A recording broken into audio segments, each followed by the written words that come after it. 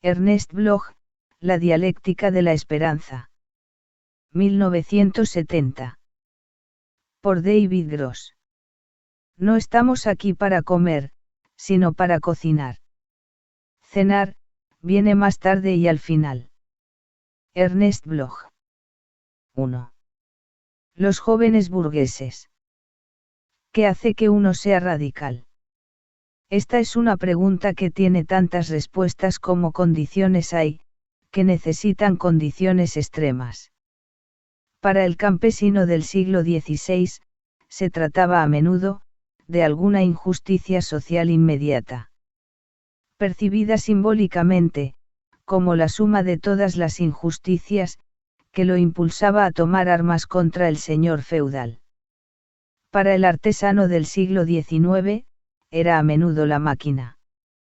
Y de forma indirecta, todo el proceso de la mecanización, lo que lo llevaba a una huelga contra las fuerzas que ponían en peligro su subsistencia. Y para el trabajador industrial, fue la experiencia de la explotación, o la carencia física concreta, lo que lo llevó a las alternativas revolucionarias de uno u otro tipo. Todas estas situaciones, y muchas otras, han transformado a individuos, e incluso a clase y sectores enteros de la población, en radicales. En general, el impulso para la conducta extrema, proviene de la experiencia de algún tipo de opresión concreta. Por lo común económica o material. Para la cual el status quo no puede ofrecer ninguna solución satisfactoria. Y ser radical significa, no solo rechazar toda la estructura opresora, sino también elegir alternativas destinadas a terminar con las causas básicas de la opresión. Sin embargo, para la época de la Primera Guerra Mundial, hubo en Europa muchas personas, todas ellas intelectuales, que se radicalizaron por razones muy distintas. Los que sentían el peso insoportable, no de la opresión física, sino de la opresión cultural. Lo que perturbaba a estos individuos era la situación intolerable de la cultura burguesa, su actitud filistea, y su decadencia, su hipocresía y falta de profundidad intelectual. Y en relación con la decadencia cultural, afirmaban presenciar también, la desaparición del verdadero individualismo.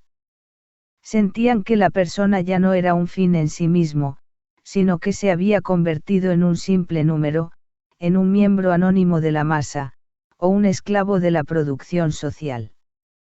Se consideraba que la civilización burguesa era un callejón sin salida. Que había perdido todos sus valores, no solo desde el punto de vista estético, sino también porque había perdido el sentido de la totalidad que alguna vez poseyó.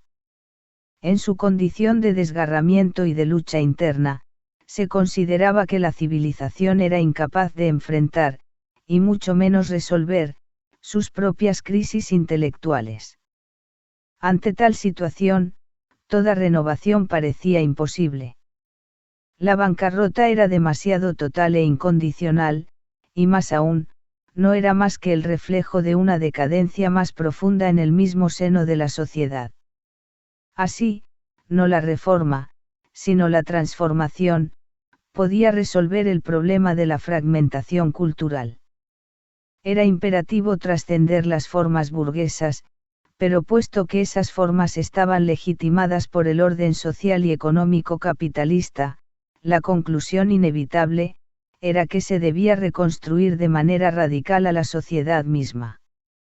Solo así podía surgir, una nueva forma de cultura más viva, y desde luego también, un hombre nuevo, cuya existencia resultaría imposible dentro de la sociedad burguesa. Quienes estaban en esta posición, también eran producto de la burguesía. En general, se trataba de jóvenes intelectuales de clase media, que decidieron que el mundo de sus padres se había agotado, y no encerraba promesa alguna para el futuro. Como reacción, optaron por el marxismo y la revolución proletaria. Optaron por el marxismo, porque proporcionaba un método de análisis, y una explicación acerca de trascender el momento dado de la sociedad burguesa. Y optaron por la revolución proletaria, porque sentían que la clase trabajadora, era la única fuerza material capaz de crear una realidad nueva, y en consecuencia, un nuevo orden cultural y espiritual. Dos hombres jóvenes que se radicalizaron por esas razones fueron, Ernest Bloch y Georg Lukács.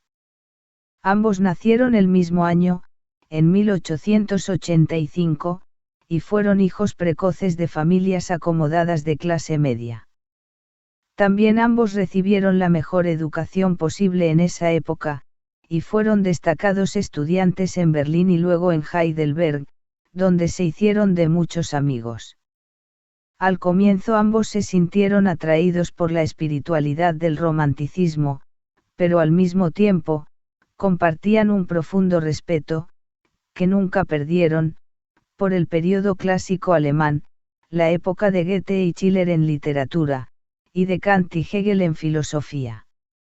Un siglo los separaba de estas dos grandes patrias espirituales, el romanticismo y el idealismo clásico alemán. En su opinión, la época actual no era vigorosa, sino disipada e individualista, una época en la que el gran arte, o la cultura heroica, resultaban imposibles, no solo debido a la libertad arbitraria y sin meta de un individualismo burgués, aparentemente plausible, sino también, porque la cultura de clase media, dependía de las condiciones materiales del mercado capitalista, lo cual significaba que los objetos culturales, tendían a convertirse en mercancías. Por ambas razones, Bloch y Lukács comenzaron a manifestarse contra la cultura burguesa contemporánea, y también el tipo de economía que se perpetuaba, transformando la cultura en objetos de consumo. De igual modo, se propusieron salvar al sí mismo de la pequeñez y la desintegración del mundo circundante. Así en el primer libro de Bloch, hay un llamado a liberar el mundo del yo, y los trabajos de Lukács representan un intento similar por reconquistar al hombre total. Para alcanzar estos fines, Bloch y Lukács llegaron a proponer a la revolución cultural anticapitalista, como única posibilidad de superar la pobreza espiritual y psíquica de la sociedad actual. Comenzaron a hablar de una revolución total y de la transformación total del mundo, a veces con un tono exaltado y apocalíptico. Si en su entusiasmo milenarista eligieron a la clase trabajadora como instrumento de la revolución, parecía que ello se debía más a un rechazo de las formas burguesas, y al anhelo de su abolición, que a una profunda identificación con el proletariado. Una notable afirmación de Lukács parece corroborarlo. En Asalto a la razón escribe: en los intelectuales más vitales y conscientes que se sometieron a esta visión decadente del mundo, que era la desesperanza romántica, también hay necesariamente una intención de superarla. Tal intención hace que la lucha de la naciente clase nueva, el proletariado, ejerza gran atracción sobre los mejores de estos intelectuales, pues percibieron aquí signos de una posible regeneración de la sociedad, y en tal sentido, y desde luego esto pasa a un primer plano, de su propia curación. Fin de cita. Así, los intelectuales más vitales y conscientes, convirtieron a la clase trabajadora en el nuevo sujeto histórico, pero lo hicieron, en gran medida, por razones personales y culturales, porque la clase trabajadora parecía ser la solución y la disolución eficaz de la sociedad burguesa. En cierto sentido, se pasaron al proletariado, pero no se convirtieron en proletarios, ni podían hacerlo, porque eran incapaces de pensar o experimentar el mundo como lo hacía una clase distinta a la suya. Como Lukács mismo señaló, estas formas de pensar, estos modos de estructurar y conceptualizar el pensamiento del proletariado, son cualitativamente distintas, a los de la burguesía, y los intelectuales renegados de clase media, no pueden incorporarse a ellos, por una simple decisión voluntaria. Esto planteó un problema especial para Bloch y Lukács. Lo que parecía sano en el proletariado, era que el proletariado se mantenía al margen de los valores burgueses y los negaba. En segundo lugar, el proletariado poseía una forma distinta de autoconciencia que contenía las promesas de un nuevo comienzo. En tercer lugar, el proletariado captaba la realidad externa mejor que cualquier otra clase y por ende, era capaz de percibir la totalidad, el todo de la realidad como un proceso. Pero la conciencia proletaria era también consciencia de clase, y como tal, parecía ser algo sui generis. No se podía entrar ni salir de ella a voluntad, porque era una cualidad inherente a una clase, un modo profundamente arraigado de modelar la experiencia, una gestal peculiar, mediante la cual se organizaban e interpretaban los detalles. En otras palabras, la conciencia proletaria, representaba una manera particular de ver el mundo, que las otras clases no podían adoptar, ni repetir. El dilema de Bloch y Lukács, y de otros como ellos, consistía en que estaban atrapados entre dos visiones del mundo, la burguesa y la proletaria. Ya no se encontraban cómodos en la primera, y todavía no eran capaces de pensar como la segunda, salvo en forma todavía abstracta y teórica, lo cual seguía siendo un modo burgués de conciencia. Paradójicamente, sin embargo, esta posición intermedia, resultó ser extremadamente creativa y fértil, pues contenía un sentido generalizado de sentirse expulsado, afuera de la perspectiva de una clase, pero sin poder estar cómodo en la otra. Esta situación que compartieron Bloch y Lukács, sirvió de estímulo para nuevas concepciones que no podían alcanzar con facilidad quienes se sentían seguros en un campo o en otro. Lukács, por ejemplo, pudo establecer un puente entre el marxismo y la gran tradición humanista de la clase media, e incluso crear una estética marxista que nunca se había elaborado antes de manera cabal.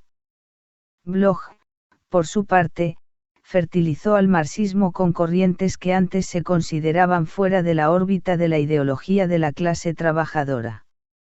A saber, la escatología cristiana, el misticismo judío, e incluso una dosis considerable de neo-hegelianismo. Esto amplió y profundizó el legado de Marx, y lo sacó del positivismo y del economicismo que había padecido a comienzo de siglo. Al mismo tiempo, ni Bloch ni Lukács no eliminaron nada del espíritu, o la intención de Marx. La revolución seguía figurando en los planes, y el proletariado seguía siendo el agente histórico capaz de realizarla. En todo caso ampliaron el significado de la revolución, y señalaron que lo que mueve a la revolución, proviene no solo de la alienación económica, sino también, de la intolerable alienación cultural y psíquica de la sociedad capitalista. 2. Vida y obra. Ernest Bloch nació el 8 de julio de 1885, en Ludwigshafen, Alemania. En su juventud se dedicó a diversos intereses. Desde la literatura cabalística, hasta los trabajos de Marx y Engels. En la Universidad de Würzburg comenzó a especializarse en música, filosofía y física, y ya en esa época era famoso por sus conocimientos enciclopédicos. Más tarde se trasladó a Berlín, donde estuvo en estrecho contacto con el sociólogo Georg Simmel. Cuando éste fue nombrado en Heidelberg, Bloch lo siguió. Y pasó a integrar, de hecho a ser el niño terrible, el brillante círculo que se reunía una vez por semana en la casa de Max Weber. Cuando estalló la Primera Guerra Mundial, Bloch, que por ese entonces era pacifista y socialista, se trasladó a Suiza, donde permaneció hasta 1918. Durante ese periodo comenzó a escribir su obra principal. Espíritu de la Utopía, que se publicó en 1918. A primera vista, el libro parece lleno de desencanto. ¿Por qué? parece preguntarse Bloch, ha desaparecido la magia de las cosas. ¿Qué ha provocado el trastorno del espíritu en esta modernidad, y por qué hay en todas partes semejante vacuidad cultural? Sin ofrecer respuestas específicas a estas preguntas, Bloch intenta introducir una nota de esperanza. Sugiere que las cosas parecen estar mal, pero que no hay razones para hundirse en la desesperación, o la resignación, pues es mucho lo que todavía se puede salvar del pasado para llevarlo al futuro. Al revés de lo que sucedía con muchos marxistas, Bloch no consideraba que el pasado sea algo estéril que pesa sobre los vivos.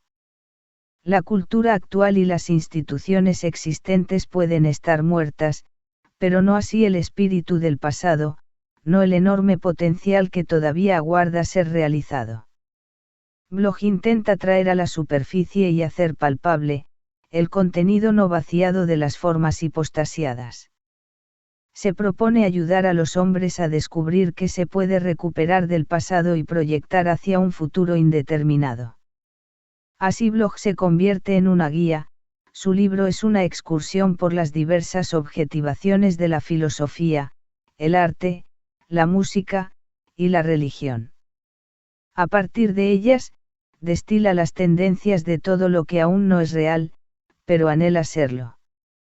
Se trata de una obra explosiva, porque no considera lo que es, como la culminación del pasado, sino como una imagen mutilada de lo que debería ser. Detrás de la imagen, hay fuerzas que presagian, una mejor época futura, y es necesario ponerlas de manifiesto, aunque ello signifique una revolución. En 1920, Bloch regresó a Alemania y comenzó a vivir como escritor a destajo en Múnich y Berlín. Pero después escribió un segundo libro Thomas Müntzer como teólogo de la revolución, que trataba de comprender el terreno común que compartían Marx y Müntzer, es decir, un radical religioso y un radical social. Se describe a Müntzer como un hombre que llega a defender ideas revolucionarias, no a pesar del cristianismo, sino precisamente porque toma en serio el cristianismo. El camino hacia la revolución no rodea las palabras de Cristo, sino que pasa por ellas, por el mensaje radical y apocalíptico del mesianismo de Cristo. Para Müntzer, las escrituras reclaman la fusión de la creencia y el acto, el pensamiento y la práctica, lo cual significa una suerte de democracia mística, la realización del cielo en la tierra. Como es natural, esto lo puso en conflicto con la Iglesia establecida, esa institución de transacciones que para Bloch constituía el mismo tipo de estructura osificada que encontraba en las formas sociales y culturales de su época. La Iglesia existe para luchar contra el espíritu. Oficia de mediadora, disimula, modifica y así, llega a transar con un mundo inacabado. Müntzer rechaza esas transacciones y quería ingresar a una realidad por entero nueva, bendecida por Dios. En tanto creía en la necesidad de un cambio total y afirmaba que el núcleo de la nueva sociedad no solo ya estaba presente en lo viejo, sino que sería el instrumento para terminar con él, fue un precursor de Marx, y en cierto modo el teólogo de la revolución, tal como Marx fue su sociólogo. Durante el resto de la década de 1920, Bloch hizo aún más profundo su compromiso político con el marxismo al acercarse al Partido Comunista Alemán, aunque nunca se afilió a él. Al mismo tiempo, perfeccionó el ensayo como forma de expresión, y lo empleó como arma contra la falsa conciencia de su tiempo. En 1923 apareció una colección de esos ensayos intitulada A través del desierto. En este breve volumen, Bloch logró en buena medida, atravesar la opacidad de su época, pero solo con palabras, pues si se lee entre líneas, se tiene la impresión de que el proletariado, la ratio organizativa del marxismo, aún debía hacerlo en los hechos. La principal parte del libro, titulada Destructio Destructionis, indica que se deben desarmar las estructuras alienantes para que se puedan crear otras nuevas, y más positiva. Pero 1923 fue un mal año para la izquierda, y las cosas no mejoraron en la década siguiente. En 1933, Hitler subió al poder, y Bloch se vio obligado a emigrar por segunda vez. Primero a Praga y a París, y más tarde, a los Estados Unidos. Su esperanza con respecto a la clase trabajadora parecía desacertada, y tuvo que explicar el fracaso de la revolución proletaria en Alemania. En el legado de esta época, de 1935, Bloch ofreció una respuesta limitada, al presentar una teoría del fascismo que atribuía la máxima responsabilidad, a la clase media, y sobre todo a la pequeña burguesía. Se trataba de un libro mordaz, una obra maestra de crítica cultural y análisis social, pero en última instancia, fue un magro consuelo para Bloch. Vivía una vez más en el exilio, y la situación en Alemania era peor que antes. Una vez en los Estados Unidos, Bloch se radicó en Filadelfia, donde se encontró aislado en un medio que ni podía comprender, ni respetar. Empero, durante ese periodo en los Estados Unidos, que fue de 1938 a 1947, Bloch escribió su mejor libro El principio de la esperanza. En esta opus magnus de 3 volúmenes, Bloch intentó estudiar la forma y el contenido, de las más profundas aspiraciones del hombre. ¿En qué han depositado sus esperanzas los hombres del pasado? ¿Cuál ha sido la naturaleza de los anhelos humanos, o la conciencia anticipatoria, tal como se desarrolló a lo largo de la historia?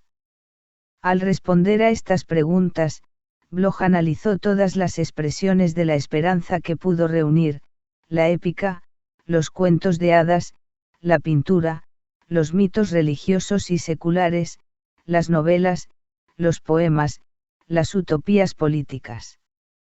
En pocas palabras, cada manifestación de anhelo exteriorizado, cada expresión de falta de realización y de proyección que pudo encontrar. A partir de ellas, Bloch trató de destilar el contenido en evolución de la esperanza humana, con el propósito de descubrir la sustancia del impulso que mueve al hombre hacia su plenitud. Llegó a la conclusión de que el anhelo de una sociedad verdaderamente humana, en la que el hombre por fin se sentiría cómodo sobre la tierra, y reconciliado con el mundo circundante, era básico en la naturaleza del hombre. El principio de la esperanza es un ejemplo monumental de la historia cultural, desde el punto de vista marxista. Junto con Historia y conciencia de clase de Lukács, y la crítica a la razón dialéctica de Sartre, merece figurar entre los libros más originales y clarividentes escritos por un marxista en el siglo pasado. En 1949, Bloch aceptó una cátedra de historia en Leipzig, en Alemania Occidental, siguiendo así el ejemplo de varios escritores de izquierda que se habían radicalizado en ese estado comunista. Entre esos autores se puede mencionar a Bertolt Brecht. Empero, una vez allí las dificultades de Bloch comenzaron a multiplicarse.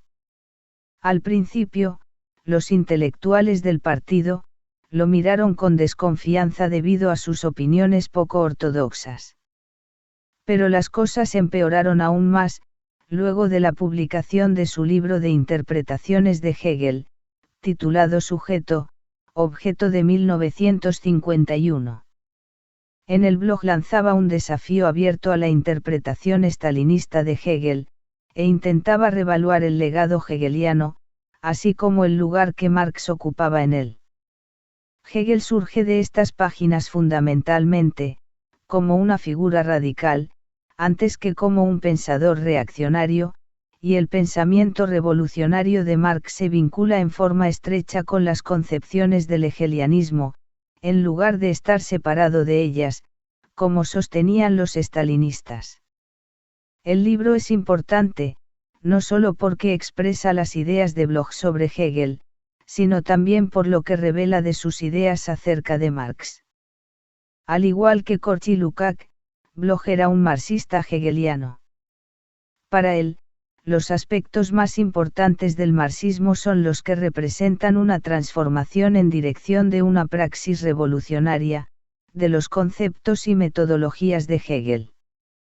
Pero esta opinión se considera desviacionista en la República Federal Alemana, y Bloch sufrió severos ataques debido a lo que se consideraba como actitudes burguesas. Una acalorada controversia se inició con respecto a la aceptabilidad que ofrecía la interpretación de Bloch, y hacia 1956, degeneró en una serie de polémicas oficialmente sancionadas contra la obra de Bloch. En ese mismo año se le obligó a abandonar la cátedra, y se le prohibió publicar sus trabajos más recientes, aunque no así sus obras anteriores. Además tuvo que renunciar a su cargo de jefe de redacción de la revista alemana de filosofía, que había servido como un foro para muchas de sus ideas, y fue reemplazado por un comité integrado por estalinistas ortodoxos. Durante los 5 años siguientes, Bloch vivió en un estado de relativa reclusión, se le impidió verse con sus alumnos, y así se vio privado de la posibilidad de ejercer alguna influencia pública. Como Bloch señaló más tarde, todo esto formaba parte de un intento de enterrarme en silencio. Sin embargo, cada tanto se lo honraba como un luchador contra el fascismo, y a veces, se le permitía salir de la República Federal Alemana para impartir conferencias. En agosto de 1961, se encontraba en la Alemania Occidental cuando se levantó el muro de Berlín, y como protesta, pidió asilo en la República Federal. Desde entonces enseñó en la Universidad de Tubinga, y ha publicado una gran cantidad de trabajos. El hecho de que Bloch se encuentre ahora en Occidente, no significa que su actitud sea más favorable hacia el llamado mundo libre, que hacia la esfera socialista. Por el contrario, Bloch critica el triunfo de los valores artificiales, y la anulación de las posibilidades utópicas bajo el capitalismo, con el mismo vigor con el que ataca las distorsiones burocráticas del marxismo en el este de Europa.